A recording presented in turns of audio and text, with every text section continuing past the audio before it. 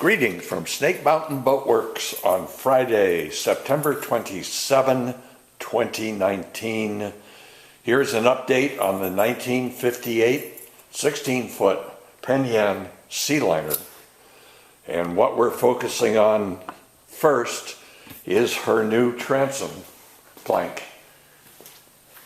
When we took this transom apart, we first just removed the bottom plank because we thought that's where the trouble was with rot and splits.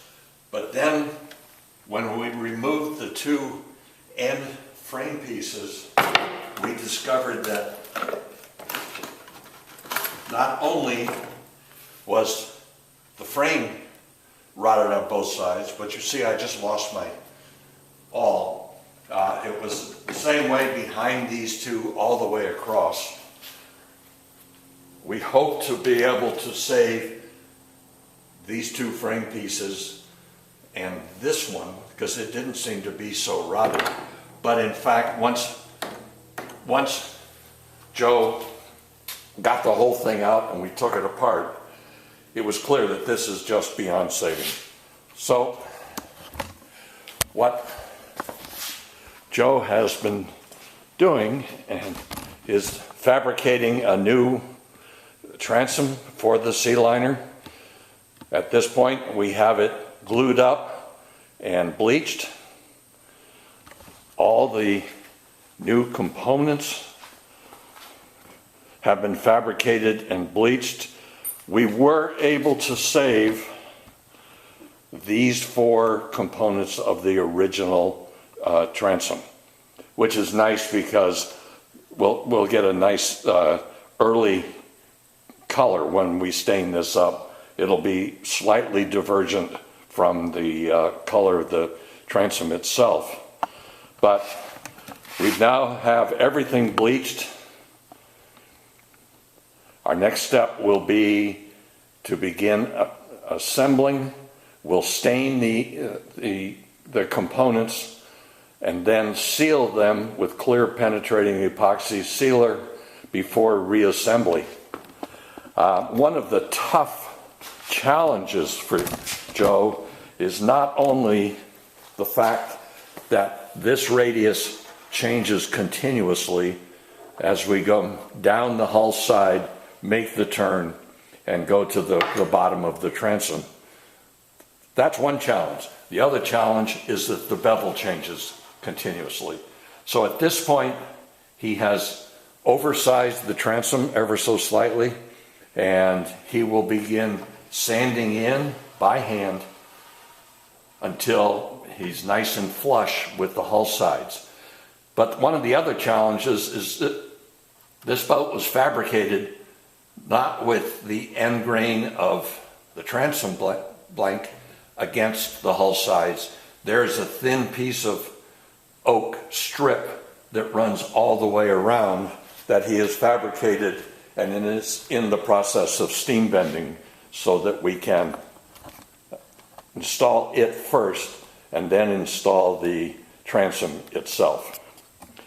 Now let's go in the other room and take a look at the boat herself. Here we are, and we've been doing quite a bit of work on the strip tight.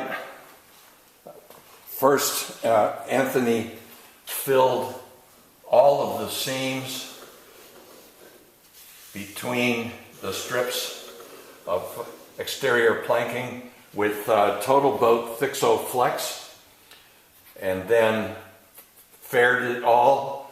And you can see if we gaze down the bottom of the boat, those shiny areas are Thixo Flex applications to bring everything up to fair that have yet to be sanded. And in addition to that, we had to reset quite a few of these clench nails and have done so. And then Anthony went through using 3M premium marine filler and filled all of the screw heads. So we're at the point now where we can seal below the waterline, the keel, etc., and begin to put primer on. And in order to do that, even though the whole boat is painted, we will use Pettit Tie Coat Primer below the waterline, and then Interlux topside primer above the waterline. So we have temporarily installed this is the port side splash rail, and it will just be on here long enough to give us a line. And we will put the end on and we'll scribe a line the entire length of the boat and then tape it off. And the next step then will be, after we've sealed it with the 3 coats of clear penetrating epoxy sealer, will be to apply 3 coats of the tie coat primer, and then we will finish the bottom with Pettit Hydrocoat in a dark green that our research has suggested was one of the choices that Penn Yan gave its clients for bottom paint. The upholstery in this boat, which we are saving, is essentially forest green. So we'll have a forest green bottom that will complement the forest green upholstery. If we walk down, you can see that happily we discovered no hogs. The deck is very true, and we are back now at the transom, and you can see the challenge that lies before Joe.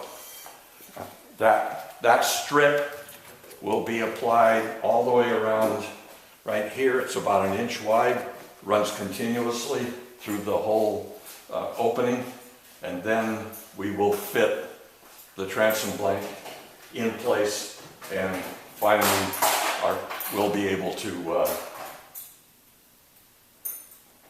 seal everything.